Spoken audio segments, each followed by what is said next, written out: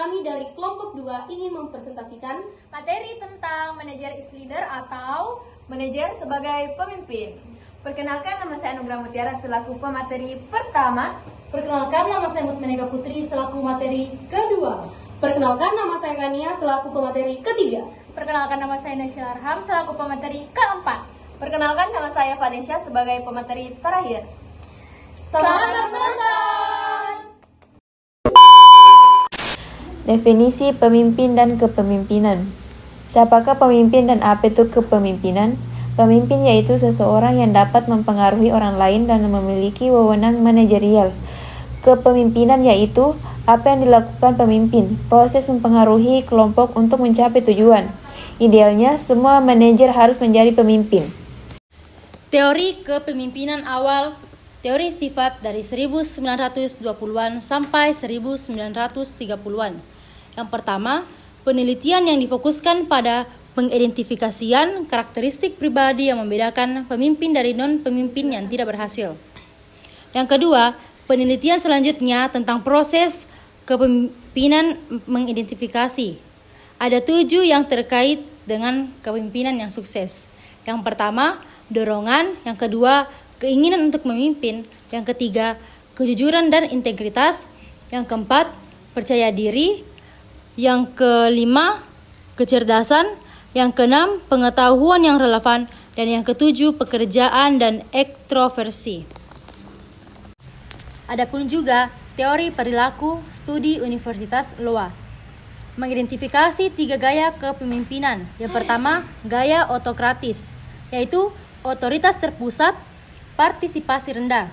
Yang kedua, gaya demokratis, yaitu keterlibatan, partisipasi tinggi, dan umpan balik. Yang ketiga, gaya laissez-faire, yaitu manajemen lepas tangan. Adapun juga temuan penelitian, yaitu hasil beragam. Tidak ada gaya tertentu yang secara konsisten lebih baik menghasilkan kinerja yang lebih baik. Lanjutan dari teori perilaku dari studi negara bagian Ohio, yaitu mengidentifikasi 2 dimensi perilaku pemimpin, yaitu struktur inisiasi, peran pemimpin dalam mendefinisikan perannya dan peran anggota kelompok.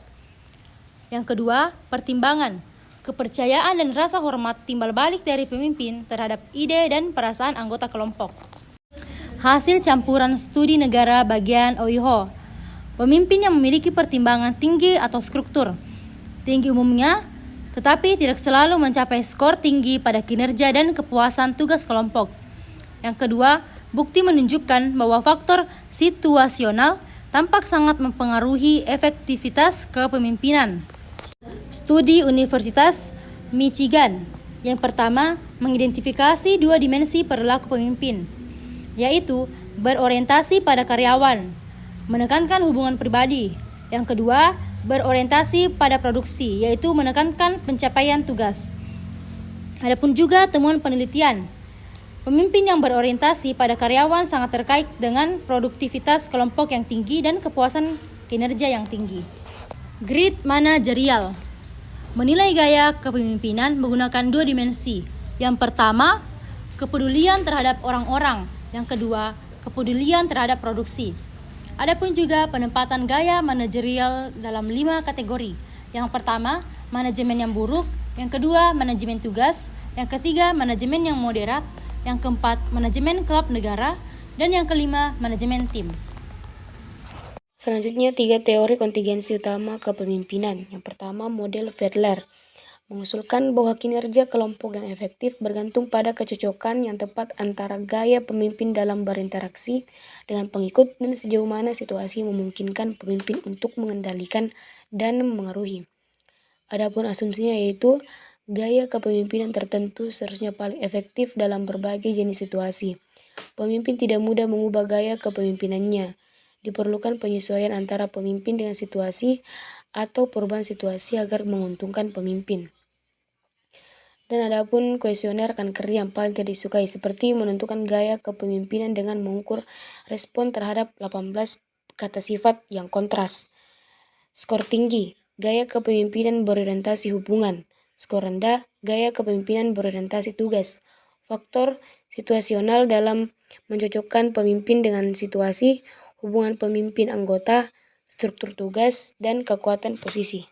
Kedua, teori kepemimpinan situasional berpendapat bahwa kepemimpinan yang sukses dicapai dengan memilih gaya kepemimpinan yang tepat, yang bergantung pada tingkat kesiapan pengikut, seperti penerimaan atau efektivitas kepemimpinan bergantung pada apakah pengikut menerima atau menolak seorang pemimpin. Kesiapan atau sejauh mana pengikut memiliki kemampuan dan kemauan untuk menyelesaikan tugas tertentu.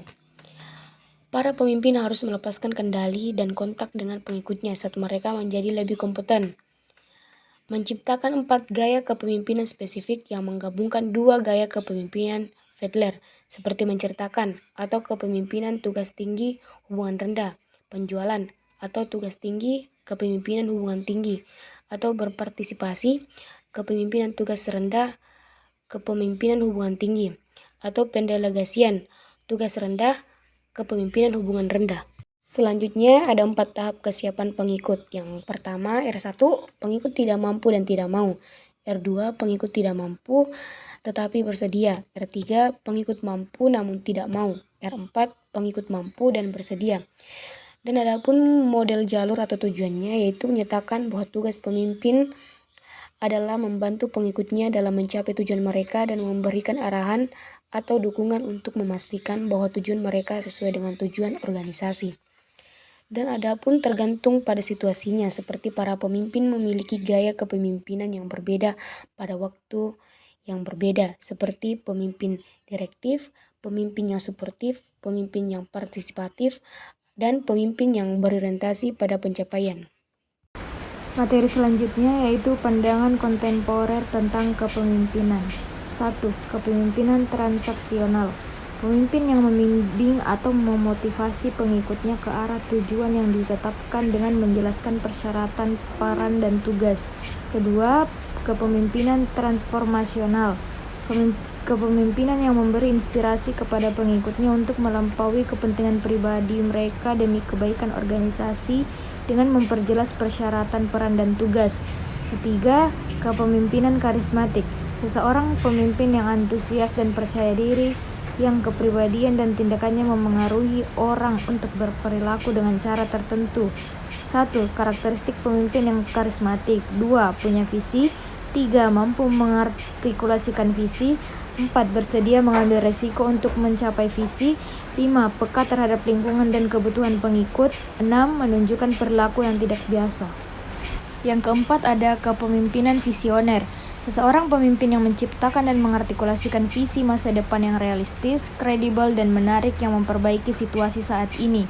Pemimpin visioner memiliki kemampuan untuk 1. Menjelaskan visi tersebut kepada orang lain. 2. Ekspresikan visi tidak hanya secara verbal tetapi melalui perilaku. 3. Memperluas atau menerapkan visi ke konteks kepemimpinan yang berbeda. Yang kelima, karakteristik kepemimpinan tim. Yang pertama, memiliki kesabaran untuk berbagi informasi. Kedua, mampu mempercayai orang lain dan melepaskan otoritas. Ketiga, memahami kapanpun harus melakukan intervensi. Kemudian ada pekerjaan ketua tim. Yang pertama, mengelola batasan eksternal tim. Yang kedua, memfasilitasi proses tim. Yang ketiga, termasuk pembinaan, fasilitas, penanganan masalah disiplin, peninjauan kinerja tim dan individu, pelatihan, dan komunikasi. Mengelola kekuasaan. Yang pertama, kekuasaan yang sah, yaitu kekuasaan yang dimiliki seorang pemimpin sebagai hasil dari jabatannya. Yang kedua, kekuasaan yang memaksa, yaitu kekuasaan yang dimiliki seorang pemimpin untuk menghukum atau mengendalikan. Yang ketiga, hadiahi kekuatan, yaitu kekuatan untuk memberikan manfaat atau penghargaan positif. Yang kelima, kekuatan ahli atau pengaruh yang dapat diberikan seseorang pemimpin sebagai hasil dari keahlian, keterampilan, atau pengetahuan yang dimilikinya.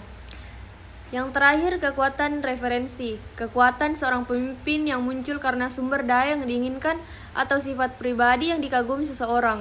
Mengembangkan kepercayaan. Yang pertama, kredibilitas atau seorang pemimpin, penilaian terhadap kejujuran, kompetensi, dan kemampuan seorang pemimpin untuk menginspirasi pengikutnya.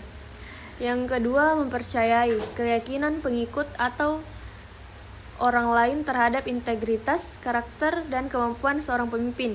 Yang ketiga, dimensi kepercayaan, integritas, kompetensi, konsistensi, loyalitas, dan keterbukaan. Terkait dengan peningkatan kinerja pekerjaan, perilaku, kewarganegaraan organisasi, kepuasan kerja, dan komitmen organisasi. Memberdayakan karyawan. Yang pertama, pemberdayaan, yaitu meningkatkan kebijaksanaan pengambilan keputusan pekerja sehingga tim dapat membuat keputusan operasional utama dalam mengembangkan anggaran, menjadwalkan beban kerja, mengendalikan inventaris, dan memecahkan masalah kualitas. Mengapa memberdayakan karyawan? Yang pertama, respon yang lebih cepat terhadap masalah dan keputusan yang lebih cepat. Yang kedua, mengatasi masalah meningkatnya rentang kendali dalam membebaskan manajer sehingga mereka dapat mengatasi masalah lain. Kepemimpinan lintas budaya, yaitu elemen universal kepemimpinan yang efektif. Yang pertama, penglihatan. Yang kedua, tinjau ke masa depan. Yang ketiga, memberikan dorongan. Keempat, dipercaya. Dan yang kelima, dinamisme. Perbedaan gender dan kepemimpinan. Yang pertama, temuan penelitian, yaitu pria dan wanita menggunakan gaya yang berbeda. Yang biasa, wanita cenderung mengadopsi gaya yang lebih demokratis atau partisipatif kecuali dalam pekerjaan yang didominasi laki-laki. Yang kedua, wanita cenderung menggunakan kepemimpinan transformasional. Dan yang ketiga, pria cenderung menggunakan kepemimpinan transaksional. Pelatihan kepemimpinan. Yang pertama, pelatihan lebih mungkin berhasil bagi individu yang memiliki pemantauan diri yang tinggi daripada mereka yang memiliki pemantauan diri yang rendah. Yang kedua, individu dengan tingkat motivasi yang lebih tinggi untuk memimpin lebih mudah menerima peluang pengembangan kepemimpinan. Pengganti kepemimpinan. Yang pertama, karakteristik pengikut, yaitu pengalaman, pelatihan, orientasi profesional, atau kebutuhan untuk kemandirian. Yang kedua, karakteristik pekerjaan, yaitu pekerjaan rutin, tidak ambigu, dan memuaskan. Yang ketiga, karakteristik organisasi, yaitu tujuan formal yang eksplisit, aturan dan prosedur yang kaku, atau kelompok yang kerja yang kohesif. Adapun istilah yang perlu diketahui, yang pertama, pemimpin, kedua, kepemimpinan, ketiga, teori perilaku, keempat, gaya otokratis, kelima, gaya demokratis, keenam, memulai struktur, ketujuh, pertimbangan, 8, pemimpin yang sangat tinggi, 9, jaringan manajerial, dan yang terakhir, model kontingensi Fiedler.